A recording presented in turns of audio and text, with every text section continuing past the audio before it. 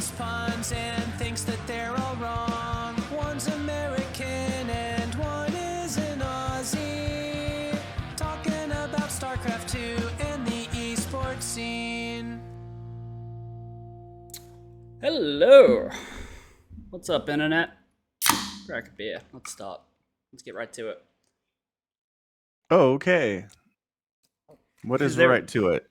Well, there's a lot to talk about. There certainly is. What do you want to go with first? So much. First thing I want to start with is all of the respectable news articles are phrasing it this way, which is Microsoft will buy Activision for nearly $70 billion. I say respectable journalistic news articles because the actual amount is $69 billion. And they don't Really? I thought it was like 73. I'm seeing 69. I'm seeing 68.7. Haha, take that. No. They're just trying to avoid the number. It is. It's 68.7. But if you want to round up and get the funny number, you can. I'm sure that's fine. Nice. All right. For $69 billion. Out of nowhere, too. Yeah. This was not leaked. This was not discussed prior to it happening. Mm-hmm. You can find people on Twitter, and like there's people posting stuff on Twitter last week saying, "Come on, you can't buy Activision Blizzard." Way too big. I would have called you crazy. Yeah. Right. Yeah. It would be $70+ billion, and then it happened. So hey, nothing is impossible. Do you think recent events with Activision Blizzard have tarnished the company enough that this is actually discounted? Like, it is discounted. Microsoft's getting a good deal here. Yeah. If you look at the stock price, it's down. Mm-hmm. If you look at Activision stock, over the last, so it had this big old jump in like 2014. What am I looking at here? What was coming out in 2014 that they got a jump? I know, right? 2014, that would have been after Cataclysm. What was the expansion after Cataclysm? Pandaria? Warlords? Yeah, I think it's Pandas. Yeah. Like, that couldn't have been well received enough for a bump like that. No, definitely not. I don't know what it was. Anyway, here it is. So it's trading around $90 a share over the summer, and then all the allegations of like sexual harassment and like rape and stuff came out, and then it dropped down to $57 a share. And then on the announcement of Microsoft buying it, we're back up to 82. So they did get it at a discount. Fair enough. $69 billion is a discount. Wow. It is. Look, man, it's got the lucrative Candy Crush IP. Everybody wants that. That is true. Yeah. The only thing that makes Activision more money than like Call of Duty or WoW, probably. Actually, no. I think Hearthstone actually makes more money than WoW with pack openings. But yeah, God, I remember talking to people about Microsoft buying Minecraft for $2 billion. I'm like, no video game should ever be sold for $2 billion. Direct quote. Love you, Dad. Yeah. But like $69 billion for what they get, like 6 major titles? 7? So Call of Duty, Candy Crush, Hearthstone, Overwatch, WoW, StarCraft. That's 6. Yeah. I mean, they also get stuff like Crash Bandicoot. Good for them. You know? Heroes of the Storm. Yeah, which has been effectively killed off. I guess it could be brought back. I don't know. I mean, Call of Duty is huge on its own. Yeah. Like, that's a huge seller, so that makes sense. So, Skylanders, Tony Hawk Pro Skater. Yeah, I mean, recognizable names, if nothing else. Yeah. Yeah, Destiny. Oh, no, they don't get Destiny. Oh, all right. No, who owns Destiny? Bungie do, but they split from Activision. They like bought themselves out of their deal. Right. They get Spyro. Yeah. Yeah. Crash Bandicoot. This is pretty much it, man. It's Call of Duty. It's Sekiro. Oh, they get a Sekiro. Yeah. Interesting. Developed by From Software and published by Activision. Okay, that's a pretty good title. It's a new one, but I think it's got some promise. Yeah, people seem to like it. Yeah. So from that side, it's not a whole ton, and then obviously the potentially lucrative Blizzard IPs, which are Mm-hmm. all. I don't know. I just feel like if you can't make money with the Warcraft intellectual property, you're probably doing it wrong. Mm. I mean, StarCraft maybe a little bit less so these days, just because RTS has fallen off the popularity meter. But Yeah, I mean, Microsoft has dipped their toe back into that with Age of Empires 4. they have, and I wonder how successful that was. I know it was pretty well received by the AOE community, and a bunch of people Mm-hmm. from StarCraft went over and started playing it. Mm-hmm. Yeah, I don't Um, know. how many copies has AOE 4 sold? While you're looking that up, I want to point out something interesting here, which is Yeah, Xbox is like, hey, look, we did a thing tweet. And they show the lineup of those 6 major properties. They all use versions of the logos that are the franchise but not an individual release. So Overwatch uses like a very plain Overwatch. It's not Overwatch 2, even though that is, I think, Tracer from the Overwatch 2 build, like poster, like cover art or yeah, whatever. yeah. It's StarCraft, and it's using Jimmy Rayner's face from the StarCraft 2, but it just says StarCraft. It's omitted the 2. Call of Duty shows a notable character, but it doesn't say Call of Duty whatever, which one of them that's for. I think it's the Modern Warfare 4 remake. Diablo is the Diablo 2 Resurrected Edition image, but it doesn't say Diablo 2. Hmm. Interesting. It's just something I noticed that they took the time to remove that from those artworks. Don't know why. Yeah, interesting choices to do it that way. Like, you'd think they would try to push it as, hey, look, we got Diablo 4. Like, that's going to come. It might be an Xbox exclusive now. Who knows? Or we got Overwatch 2. Like, we got all the hot new properties. Like, they're using Sylvanas for World of Warcraft, which is that probably because the last expansion was more received than this expansion? I don't know. But, yeah, I don't know. I mean, she's the big bad right now, right? She's No, getting she's not. more No, she's not. screen time than anybody else. The jailer's the big bad guy, isn't he? I mean, nah. I watched a video on this the other day about how it was Jesse Cox, great guy, but he was watching like someone's video about how the jailer is actually not as bad as a villain as people like give him credit for. Like he's actually marginally better, but it was like a 20-minute video, and he talked about it for 50 minutes while doing like a reaction, and like he just did not sell me on the character of the jailer by the end of it. Like you could not That's pay me to play that expansion now. right. And that's why I think Sylvanas represents the expansion more than the jailer does, is because people connect. Either they hate her or they like her, right? Mm. Yeah, but I mean that most of that's all set up because of Battle for Azeroth, where she was actually important. Yeah.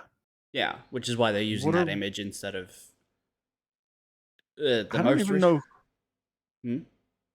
Yeah, go ahead. Well, it's just she's kind of like a minion or a pawn or an underling now. Kind of.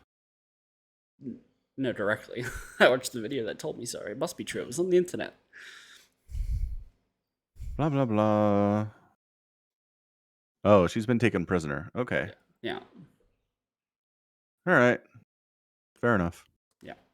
Yeah, I don't know. I mean, that's the thing. Who's the face? Is it maybe Thrall? I think Thrall's maybe the Thrall? closest thing to a face for Warcraft we have.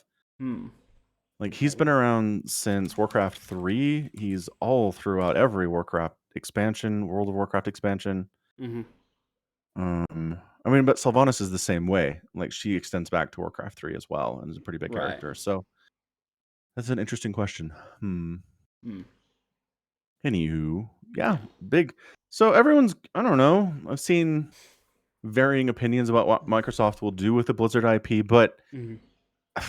nobody knows. They could bury it. Like we could never hear anything about it again. We could never get another WoW expansion. We could, Mm. never anything with a StarCraft IP. We could get them resurrecting StarCraft Ghost, right? That's a possibility. I mean, sure, that's a possibility. Technically speaking, yes. Yeah, I'm just saying there's a lot of options here, and nobody seems really confident in what is going to happen with it. That's true. That's true. I hope they may take WoW and make it a console exclusive. Like, I would love to see that. Oh my gosh, there'd Being be like, riots. People would Molotov cocktail their headquarters. Yeah, that's Yeah, the the chaotic. The WoW fans who are still around are serious WoW fans, True. and if you took that away from them and forced them to buy an Xbox or something, they would try to kill somebody. I I'm mean, not even kidding. Somebody would try to kill someone over this. probably. What if they said, "Look, if you've been subbed for more than 4 months, we'll send you an Xbox to play it on." I don't think they'd take it. I mean, they'd be like, "Thanks for the Xbox, but I really would rather play WoW on my PC that I've been using since 2004." You know? I mean, Xboxes have, I think, interfaces for mouse and keyboard. Like you could use mouse and keyboard on an Xbox at this point, right? Fair. Yeah. So maybe. So you just set the box next to your desk and plug a keyboard and mouse into it and just pretend it's a PC. Yeah, pretty I mean, much. we've talked about this. Anymore, consoles are just PCs, right? Yeah. They're running their own OSs, but especially for Xbox, it's like Windows and Xbox OS are not incredibly different. They're not. No. Yeah. Yeah. Whew. So I don't know. I don't know. I would still love to see somebody sell the StarCraft IP to Dreamhaven or Frost Giant and be like, here, Well, do stuff with it. Like, I just don't know that Microsoft is gonna care. I mean, here's the thing: they had to buy it for something, and most of the games are PC titles, right? Like Candy Crush is mobile, sure. Call of Duty is all over consoles itself, so they already had that. So basically, and so is Overwatch, I believe. Like Diablo's on consoles. I don't know. Did Resurrected come out on consoles? I don't know, but I know Diablo 3 was on Xbox. That's where I played it first. Yeah, and PlayStation. Yeah, probably. It was. So theoretically, they bought this for the PC titles, I would assume, right? Yeah, I mean, they've made a pretty solid commitment to PC gaming over the last few years that other big names really haven't as much, you know? Yeah, it's true. So, that's nice. Oh, wow. I don't know. Okay, so WoW doesn't permanently move to Xbox, but I can see it getting a port and a subscription being included in Game Pass. So you go, hey, PC players, you've got all this WoW subscription that you're paying for. Here's all these other PC games you can play now. Yeah. Yeah. That'd be interesting. Blurring the lines between PC and console gaming. Yeah. Yeah. I can totally see that. So it'll be interesting to watch at least. I mean, it's something I'm not sure anybody's sad that like Bobby Kotick's leaving, and he's not leaving. He is after this whole thing settles down. There was an article about it I saw about 2 hours ago. I saw one that said that he's not leaving because they would have to pay him $260 million to. They just spent $70 billion. You think $200 million? Microsoft's like, oh no, not $200 million. They're tapped. They need to wait for the subscription revenue to come in next month. Right? According to the Wall Street Journal, the Activision CEO is out after the Microsoft deal closes. Done. How long does closing take? I don't know. 6 months. Yeah. The article says once it closes, anywhere from 12 to 18 months. So he's not out now, but he's definitely not staying with the company for the determinate future. Sure, yeah. But I mean, if it takes him 18 months, he basically stayed, right? Like, that's them just waiting. Yeah. If you have an end date at your job, you're not staying at that job. Everyone has an end date at their job. It's called death, right? Like, yeah, if you have people just don't normally know the date. Set in stone, whatever, fine. You can say he's staying if you want. If you lots of people work contract work where it's like, all right, I'm going to be hired out for 6 months because that's when harvest is or whatever. That's what this is. He's basically staying. Like, they gave him a temporary contract, but he's staying for a while. Yeah. And that's the point. And he's definitely leaving sometime in the next 2 years. Sure. 100%. But 2 years is a long ass time. Like, it is. It's a long time. Like, why is he staying for 2 years exactly? Like, do they need him around? Stability purposes, I'm sure. Try to wring his mind of any knowledge he has about how the company is run. Like, institutional knowledge. I mean, institutional knowledge is a big deal. Like, just people. Like, okay, this dude, he's got, he needs to be treated this way. This person, we made this deal with them 4 years ago. You need to honor that. Like, I'm sure there's just a bunch of stuff that he's aware of that they'd like to pick his brain over at least. Maybe. I mean, not that you need to. There's plenty of acquisitions where the old CEO just bails and the new company's like, we don't care. right? It's not like you Right. need to do that. How long has he been in this position? The CEO of Activision, Yeah. according to his Mm, Wikipedia page, mm, he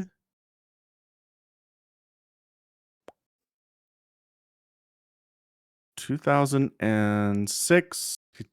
Oh, okay, so wow, I mean, he's a founder of Activision. of Activision.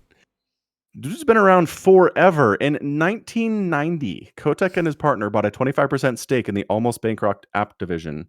He changed the name back to Activision, fully restructured the company, and refocused the company on video games, and became CEO in 1991. He's been the CEO of Activision since before you were born. Yeah. Holy crap, that's a long time. Mm-hmm. So yeah, fair enough. I Do you know? mean, I guess I understand more why he's got a 200 million buyout clause.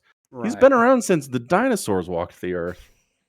That is ancient computer times. 91 is crazy old. Yeah. Yeah. Do you know the story of how Activision got started? I think we've talked about it, but I don't remember. Go ahead. Activision was a bunch of ex-Atari game developers. Right. Made their own company and then called it Activision, so it would be higher in like alphabetical rank to Atari. Then Like, that's why Atari. yeah. That's why Apple's named Apple, so it's high up in the alphabetical list. Yeah. Mm-hmm. True fact. So yeah, I mean, okay, I get it. At first, I was like, "Why does he get a $200 million buyout? That's stupid." But he's been around since '91. He was, yeah, no. It's fine. I get it. He sucks. I'm not saying he deserves it, but he's been around forever. Oh, I know why they're not buying him out and just like firing him now. Obviously, what they want to do is be like, look, we've got all these reports here that say you were told, like you had knowledge of all these harassment cases. You're gonna work the janitor for the next 18 months. Like you gotta be here at 6 a.m. Here's a bucket and a mop. Get to it. I mean, as fun as that would be, there's no way that's happening. Yeah, there's no way. There's no way. Anyway, yeah, interesting times. I mean, for the StarCraft and Blizzard IP for sure. Yeah. Exciting stuff. It is.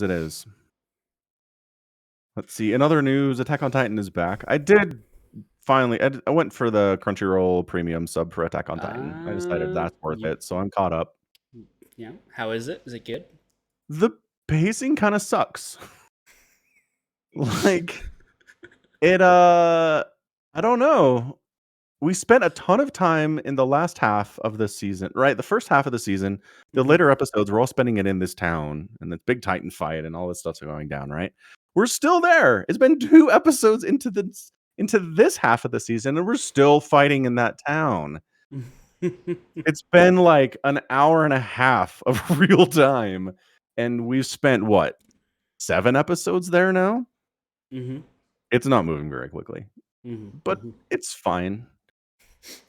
It's introducing this concept of like maybe Aaron is only pretending to hate us, and that he's on board with this whole plan to neuter and sterilize all the Eldians.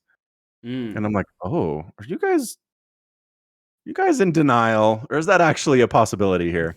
Because it's Armin and he's usually smart, but then I'm like, you have some emotional investment in this concept. I don't know if I can trust you, man. Yeah. It's interesting. Yeah. Yeah. I don't know. What do you think about it? I've not seen it. I've not even even before these episodes came out, I have not caught up. I haven't watched the last season. Oh, all right. Yeah. Fair enough then. Yeah. Well, I saw on Twitter when like the final chapter of the manga was released, and I saw parts of the ending, like not everything, and I have an opinion. And I don't want to say that opinion. I don't want to tell you if it's good or bad. I mean, I will watch the show at some point to see how they handle things and if they do things differently or better or worse. But I really can't say without being like influencing you in any way. I don't want to do that. Sure, and that's what I've heard. Anybody who's read the manga has an opinion. And I don't know anything beyond that, other than people have very strong feelings about it. So, yeah, I'm looking forward to it. Yeah. What I have finally watched is the last 3 episodes of Arcane. Oh, excellent. Okay, Yeah. so we got through the whole first season. Yeah. And And what is your rating of the show now that you've experienced all of it? I mean, thumbs up, right? Like, would Sure, thumbs up recommend. is nice. Yeah. I Is it think 1 thumb up or 2 thumbs up? nothing gets 2 thumbs up. Wow, nothing gets 2 thumbs up? No. Holy crap, Somicron. Look, there's always room for improvement, all right? Like, no. 2 thumbs up is not, sorry, 2 thumbs up is not perfection. 2 thumbs Well, up is enthusiastic recommendation, I mean, I would say. 1 thumb is like, I recommend it. 2 thumbs is, I well, really recommend it. one thumb up is enthusiastic recommendation for me, right? Like, Oh, nothing okay. ever maxes the scale. Not ever. Like, you get like 9.9 out of 10. You never get a 10. Okay, so you're the opposite of Spinal Tap, where they believe in 11, but you don't think 10 even exists. Yeah. All right. 10 is a theoretical place that nothing has ever been to. Yeah. All right. Okay. So good. So basically, as good as anything could possibly be. That's a pretty high rating. I didn't give it a 9.9. Like I said, that's Oh. the highest something can get because there's always room for improvement. Right. I would say the last 3 episodes have the most confusing character moments out of everything. Like, Vi, her entire first arc is her dad being like, "Look, you can't solve everything with your fists," and then she's like, "Hey, I just got out of prison. Let's go to the council and try and ask them to make weapons and invade the lane to kill Silas or whatever his name is, Silco. Sorry, Silco. Yeah, it's like, hey, remember all that stuff you're learning about not just fighting your way out of everything? Yeah, maybe reflect on that. Oh, hey, Caitlin, we're oil and water, like topsiders and laners. We just don't mix. Hey, I'm gonna go to that mate you know and immediately try and work with them. It's like, pick a lane, lady. Yeah, I mean, I don't. She can have a parent that tried to knock into her head that punching doesn't solve everything and have that not stick. I think that's fine. I think that's fine if it didn't already appear to stick, right? Like, when did it stick? When she learned her lesson and tried to hand herself in to appease the enforcers and whatnot. She was like, okay, we can't just go to war with these other people on the other side of the bridge. She learned her lesson. Like, that's her pivotal moment in those first 3 scenes. It's 3 episodes. Right? Well, no, because then what does she do? She immediately goes to try to free Vander and punches her way through that situation too. Sure. She didn't learn anything. No, yeah, she tried it once. It didn't work. She went back to punching. I think that's fine. No. I think she learned the lesson that large scale punching is bad, but personal punching is fine. Right? It's like, I don't think those are inherently separate views. That's fine. But she does immediately be like, blow off Caitlin, and then it's like, look, I can't work with people from the top side. Like, it just doesn't work. We're oil and water. And then the next thing she does is go find a topsider and be like, hey, make weapons of war for me. Let's go crack some skulls. Let's work together. Let's mix. I mean, there's nothing explicit here, but the implications are pretty heavy that Vi and Caitlin are into each other romantically. Sure, and absolutely. She wasn't talking about a business relationship there. No, she wasn't being like, oh, yeah, I don't know that I can professionally work with someone who's from Piltover. The subtext is all about the romantic relationship. The text is still about business contact, right? It can be both. Okay. It can be both. All right. And that just annoyed me. I felt like people holding the idiot ball to get people in places. It's like, how do we convince Iron Man to build one weapon and try it out to have his moment of, like, we need him to kill a kid in the Undercity. How do we do that? I know. Get Caitlin to talk some sense into him, apparently. How did she find him? You mean Vi? Yeah, sorry. Yeah, Vi. How did Vi find him? I don't know. He was in his private blacksmith. Like, she just wanders in. There are no guards. Yeah, but also Vi does have the secondary motivation of being pissed off because she thinks that Silco is responsible for the way her sister is now, right? True. Yeah. And so if she wants to take down Silco for many reasons, not just out of like a sense of these drugs are bad, you know? Sure, but she knows where he is. She can just go Sure. to him. Instead, she goes to a place she doesn't know to find a person she's only met once, gets in without issues, and convinces him to do something that's antithetical to the core of his belief. Right? Like, he doesn't want to make weapons. He wants to help these people. That's his struggle in these episodes. And she just does it in like 2 You don't sentences. find her that convincing. Not particularly. Okay. I Yeah. get that. Like, I mean, even if he agreed to make the weapons and send someone to go and do these things, the fact that he joins in is annoying. Right? Like, we need to get him there. How do we turn a pacifist into a hammer-wielding maniac for a minute? It's like, have someone he's never met before say like 4 things to him. No, that'll do it. I don't actually remember what she says. Like, what arguments does she make? Here's the thing. I watched that episode an hour ago. I couldn't tell you. Okay. She Fair basically just is like, hey, we can just like cut off his supply of shimmer, and eventually his competitors will move in once he's weakened. Like, once we weaken his base, competitors will take advantage of him. And so that's it. Like, that's their plan. Stop the shimmer and let someone else worry about it. Get rid of Silco. Yeah. Yeah. And he's like, all right, we could try that. Fair enough. Yeah. I mean, I don't know. I think I said this last time. I find everything with Jace to be the most boring part of the show.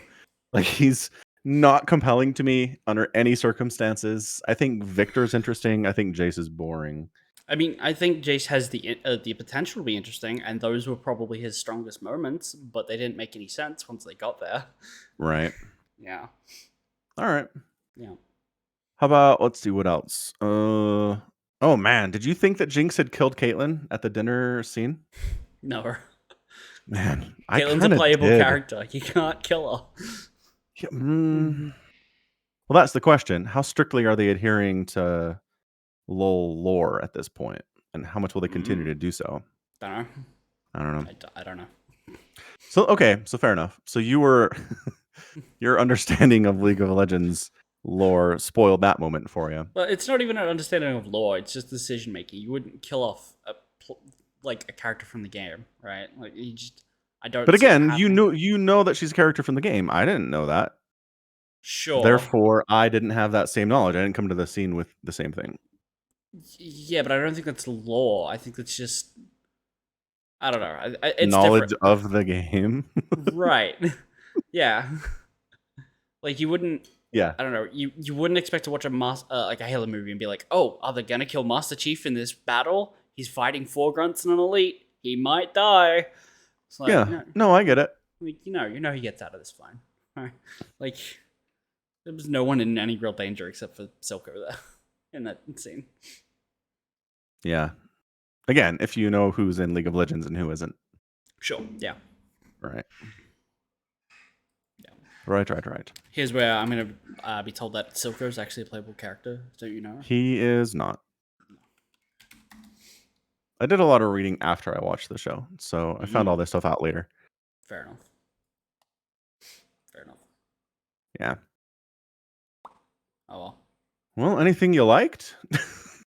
The fight between Jinx and Echo is fun to watch on the bridge. That's super good. Yeah. That's easily the best fight scene in the entire thing. It's pretty short too. That's interesting. Yeah, because I was watching the Vi and Tony Stark with the hammer fight scene in the mine that's the shimmer manufacturer, and I'm like, this is going on too long, right? Like, where he goes crazy and he starts shooting at random people, and like, that fight scene just felt too long. But other than that, that was also very good. That was satisfying to watch, but just way too long. I think like the scene needs to be shorter. That's fair. Otherwise, it might have had it. Yeah, I mean, yeah, something that I totally missed. I don't know. I'm not a smart person, but that Echo versus Jinx fight on the bridge, it's the whole nonverbal thing, right?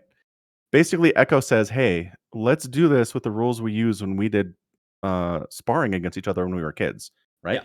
Yep. Let's do this like it's the game we played when we were 7, Mm-hmm. And Jinx immediately picks up on it and goes, "All right, let's play." And it changes the whole everything about it. And I don't know. I did You, not get that the first time around because again, I'm dumb. you didn't get that when the animation just flipped between them being adults and kids, That is correct. and Accurate statement. and Jinx is wielding a paintball gun. Yes. Like you missed that, really? Uh-huh. Okay, did you see the scene at the very end where Jinx fires a rocket launcher towards the top sides? I did see that, Did, yes. did you catch that? I just want to make sure you didn't miss any other key moments. Okay, first of all, fuck you. I'm not saying I didn't see the scene between Jinx and Echo. I'm saying I didn't Fair. understand the context. Fair. All right. Did you want to say the context of the rocket launcher? Actually, yeah, go ahead. Actually, no, I don't know if there was anything there. Very briefly, on the council chambers in the reflection of the mirror, you can see like the Jinx's motif of like crazy drawings and stuff. That was pretty cool. Reflecting off of the rocket?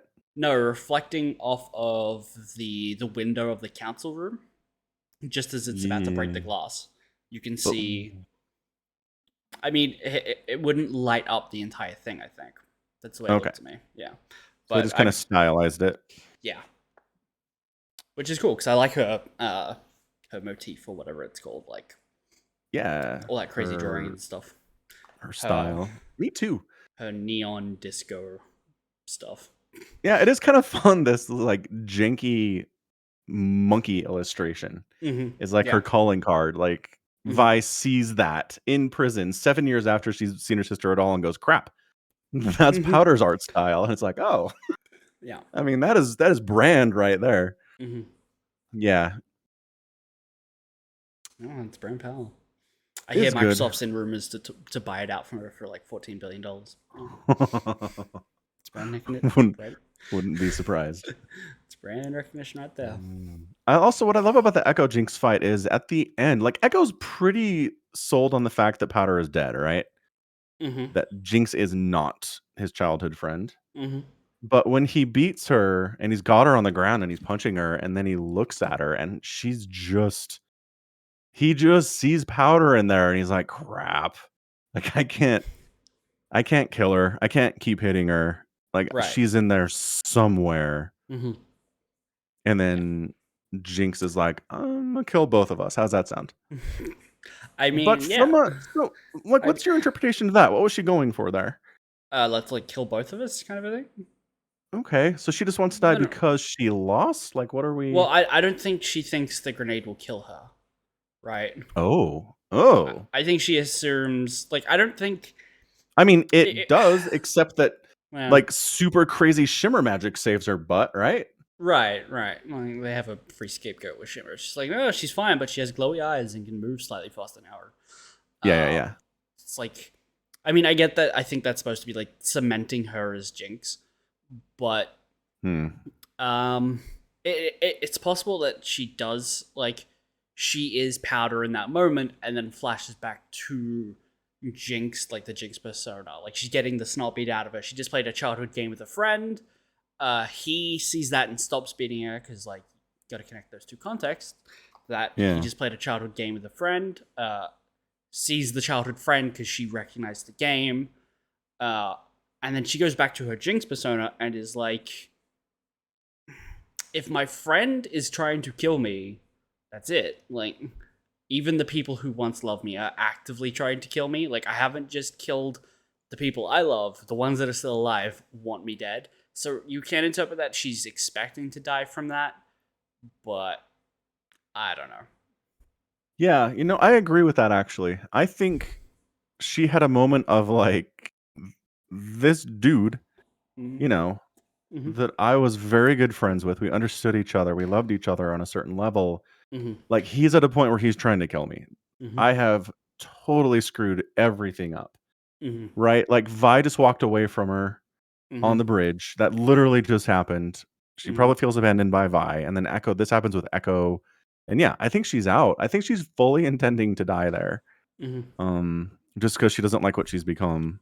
Yeah, I think the symbolism of that scene is Powder dies there and is reborn as Jinx with the mad scientist. Like that's Yeah. the transition is sealed at that point. There's no going back.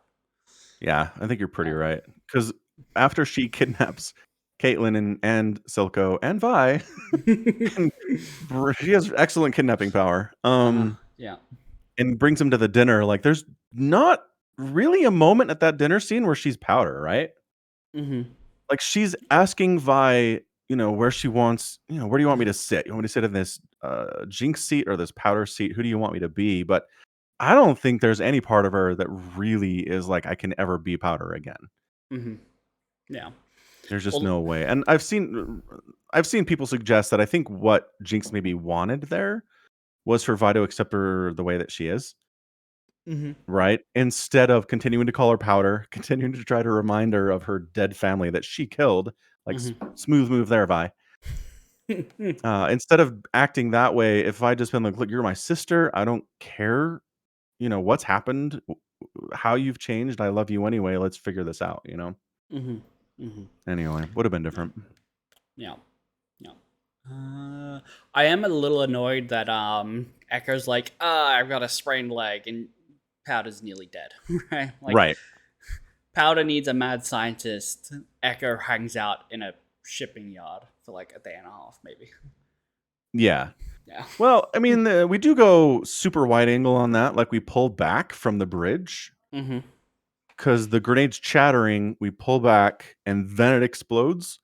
So I don't know. I think Echo had probably Time to 3 get or away. 4 seconds to like even throw himself off the edge of the bridge, like just trying to get as far away from it as possible, as fast as he could. Maybe. Yeah. Yeah, I don't know. You're right, because Jinx is basically on the brink of death, and Echo's like, I got a sprained ankle. Yeah. You're absolutely right. Yeah. He's like, I need to catch my breath, and then I'll ride my skateboard home.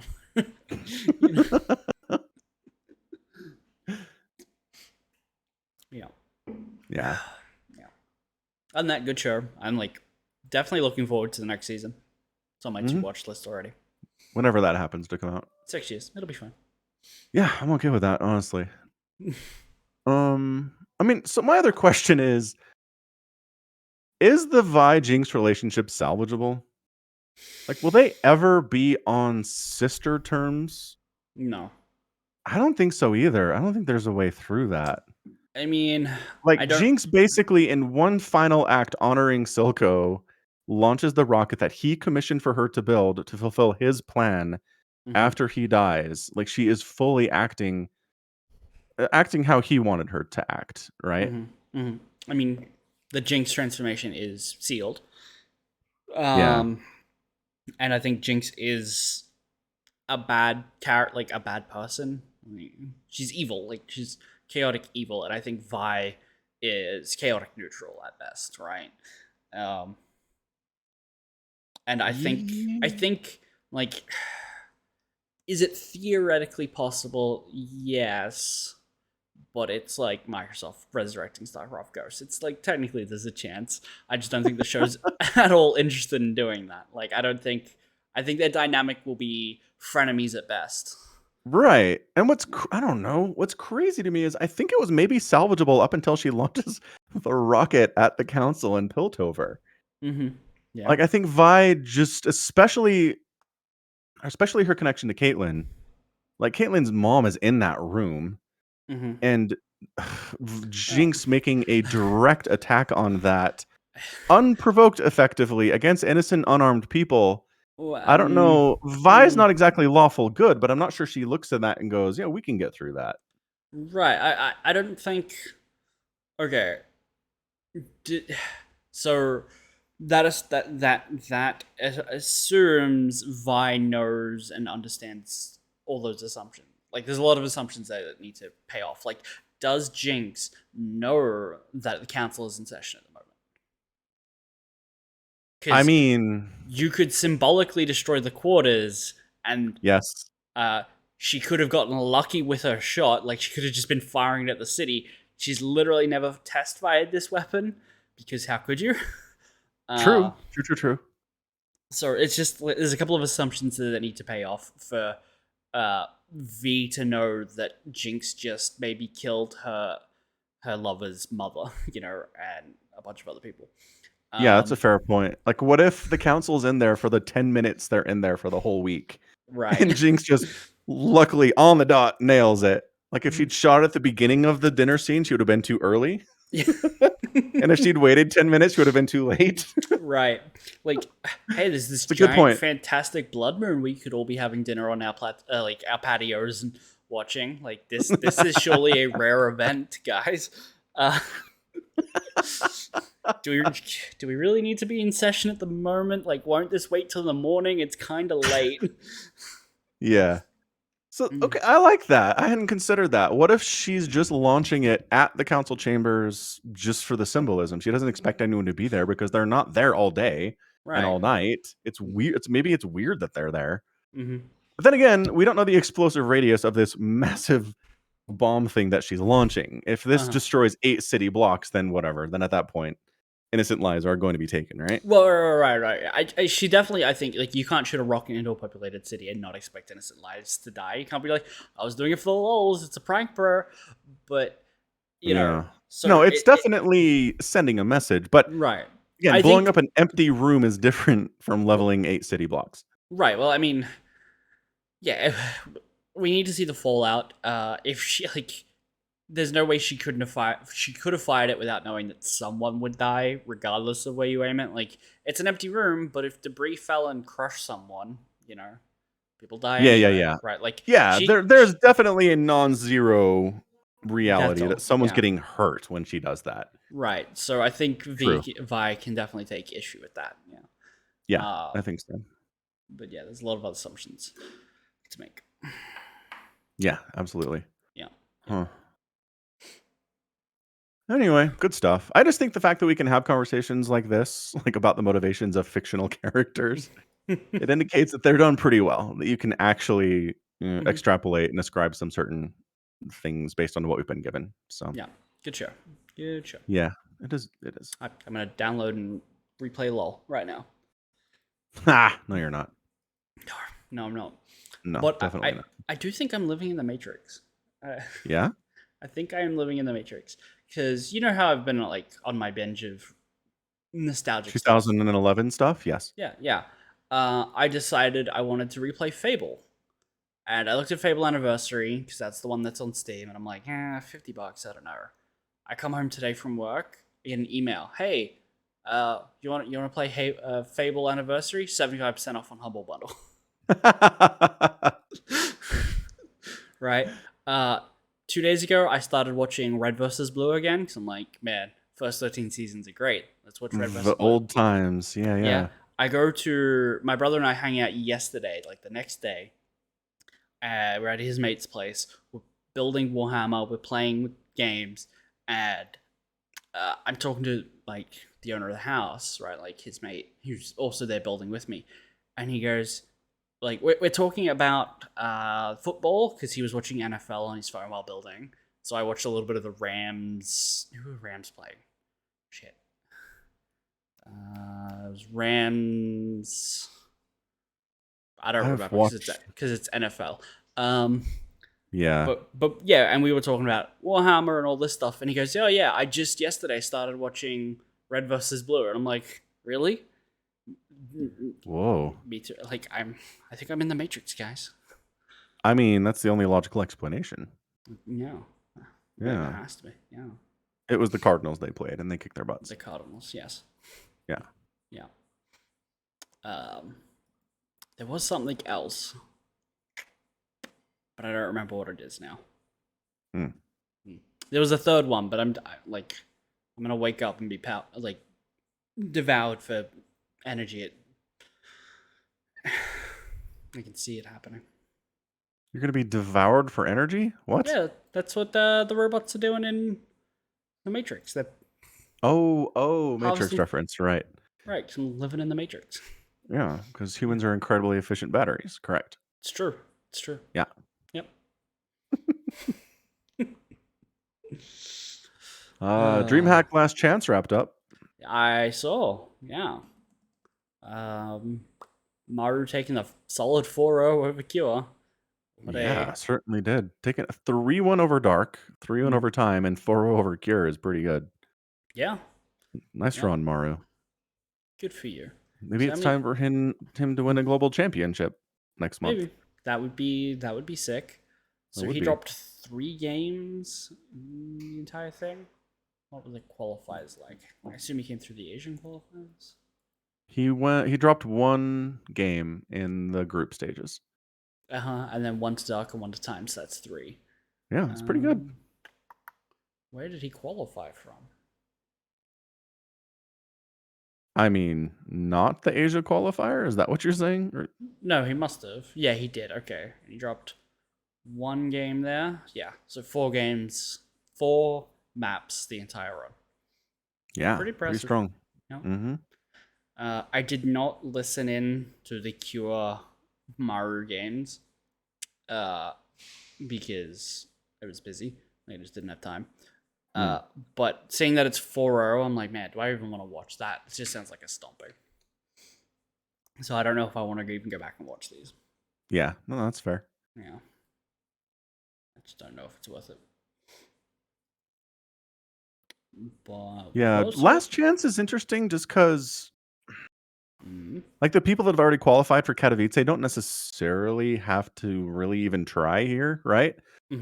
Like the cash prize is nice, but they're not doing it for points. No. So like the fact that Rogue got knocked out in the group stages and Clem got knocked out in the group stages and Cyril got knocked out in the group stages is kind of like, did they really get beat?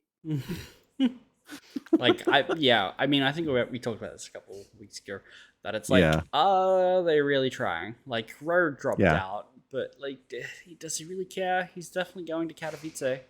Yep. And the more games you play at Last Chance, like the more potentially you'd have to show some builds if you're really trying to win. And if you got stuff you're hiding, just get knocked out early, save it for Katowice and profit, right? Yeah, which is kind of a bummer. Like, kind of makes DreamHack Last Chance a little less interesting. It's a little superfluous when that happens. Yeah. How much was the cash prize? 10 grand for first place. It's pretty good. Yeah, absolutely. I mean, not life-changing money for any of these people, I don't think, but I mean, probably not. Maybe time. what's times? I mean, what's he won this year? Would be my question.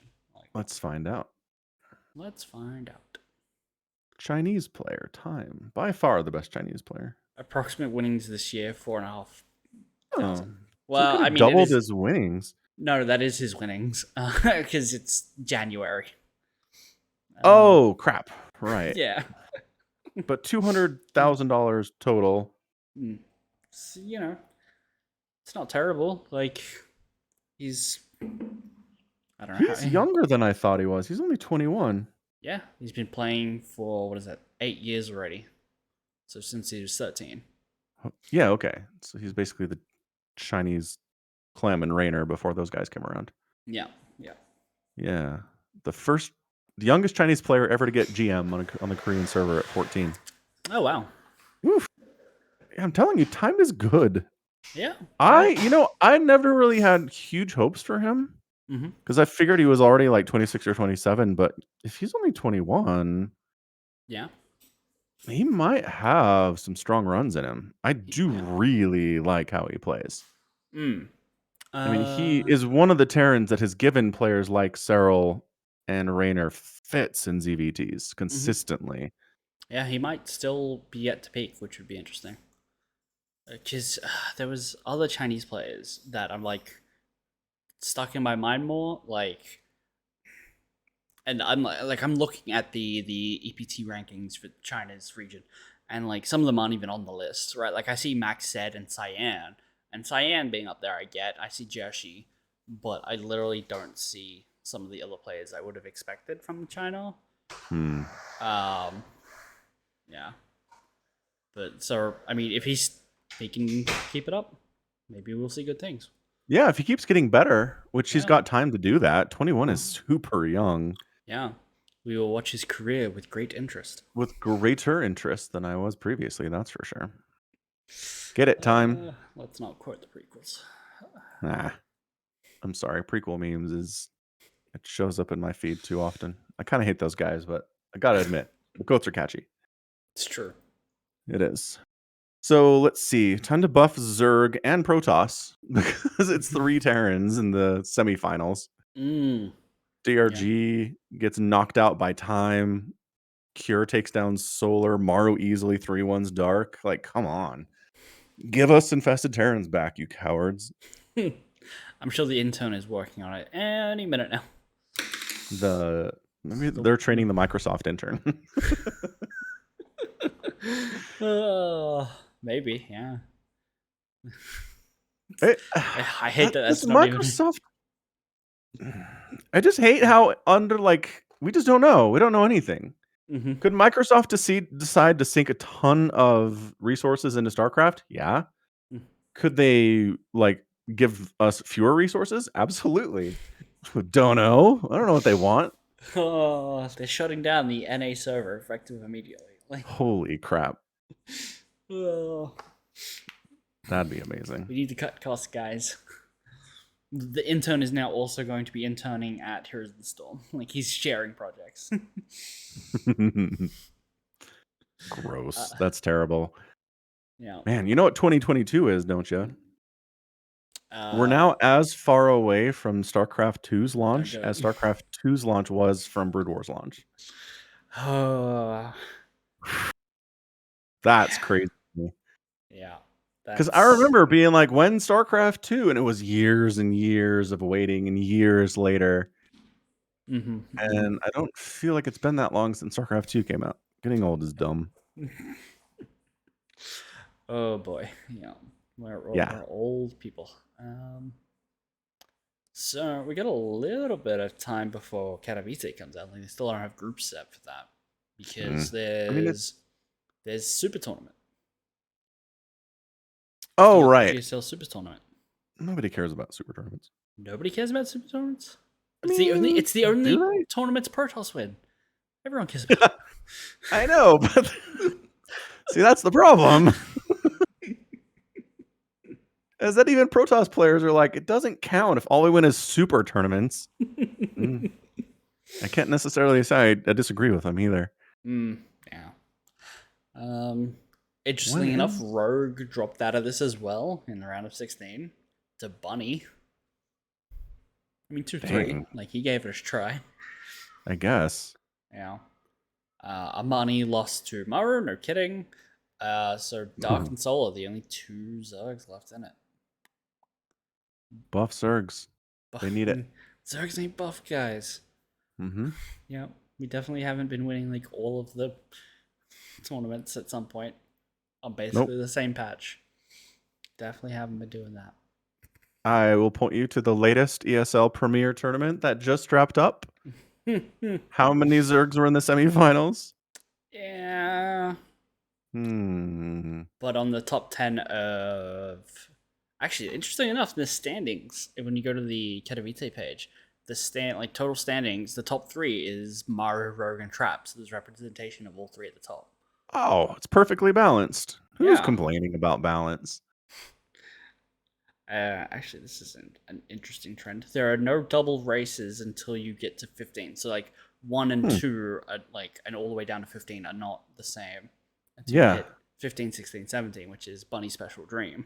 I mean, there's only 2 Protoss in the top 10, which isn't great.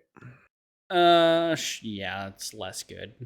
And 3 in the top 15, which is also not great. No. We only need to focus on the top 3. It's fine. Right. Look at Maru. Most points of anybody. Yeah. I mean, only slightly above Rogue.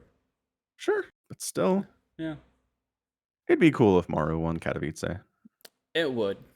I would support it.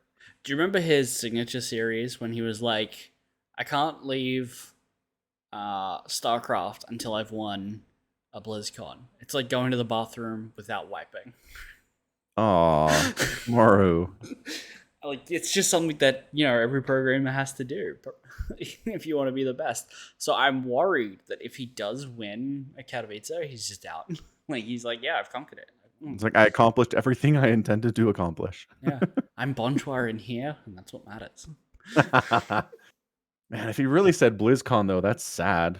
Like, because Well, boy, I is mean, that a dead thing. right, but that was like his signature series was like 6 years ago.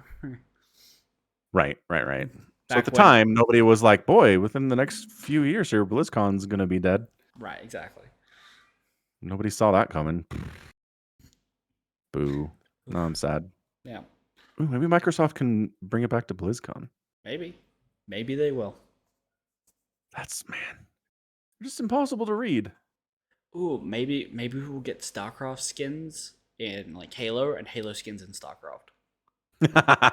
They'll go full cash cow and just be like, look, we've got an entire library of games here that we can now pull skins from. Do you want your Gears of War themed Terrans? Like Scorpion skins for siege tanks.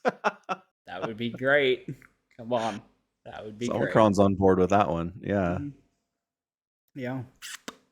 There's so much potential. There is so much potential. Nothing could happen, and there's also so much potential. Yeah. Yeah. Everything and nothing. Yeah. At the same time. Whew. Something I want to talk about, Yeah. which is I know you are a big Italy fan. Like you just love Italy. I'm I sure. mean, I'm it's sure my that you've been favorite watching. country. Yeah. Yeah, you've been watching their senatorial discussions recently. I'm sure. Mm-hmm. Have you heard? Like, I put a link in to, I think it was other video games earlier today. Okay. Other video Oh, games. yeah. Yeah. Did you read that Kotaku article by any chance?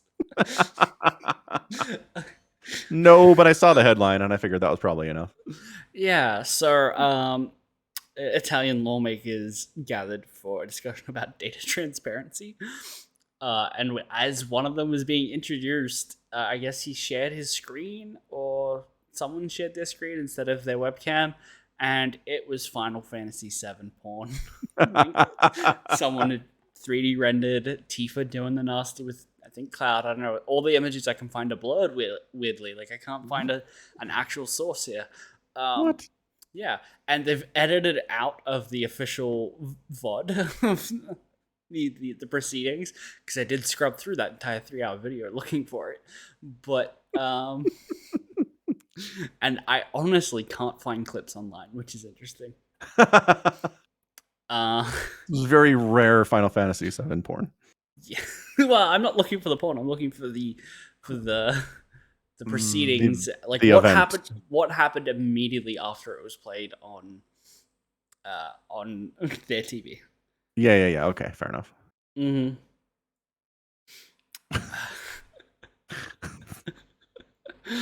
It's just so niche too, is the thing. It's not like, step sibling stuff or like, I don't know, MILF stuff, right? It's Final Fantasy VII stuff. Like, come on. Yeah. That's hilarious. They specifically went out and looked for Tifa Lockhart. Right. Yeah. I do love that person whose name I'm not even going to attempt. Reading from the Kotaku article, this person sighs loudly and works with her assistant to try and kill the shared feed, which ends up taking forever. Somehow, it takes even longer to kill the audio. So, apparently, it played on stream for about 30 seconds, and you could still hear the audio afterwards.